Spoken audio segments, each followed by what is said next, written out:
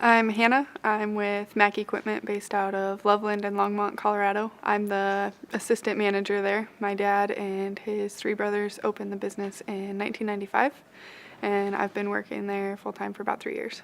Before Lizzy, we started off using QuickBooks and used that for about 11 years.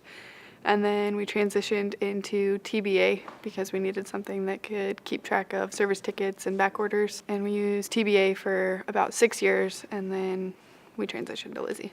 My dad actually was the one that did the research. He's the president of the company. He went to the Kentucky Expo for outdoor power equipment and ran into Lizzy there. And then after that, it was kind of in the forefront of his mind. He researched it for a couple years and looked at a lot of the different options and ended up going with Lizzy.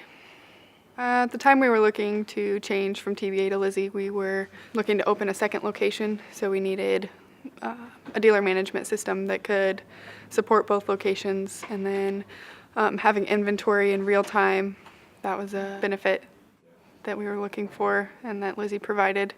And the fact that it's web-based, that was another big component that we were looking to utilize.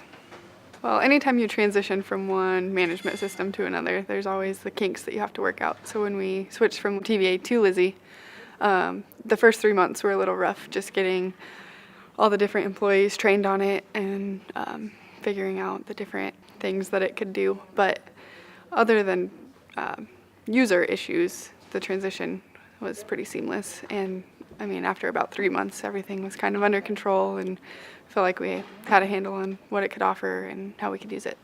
Some of the things that we really like about Lizzy are the fact that it can do it all. I mean, it's all one integrated system that we can use for all of our processes. We like that it's web-based and that the inventory updates in real time, just the abilities to keep track, all the different reporting methods. You can do payroll, you can do accounting.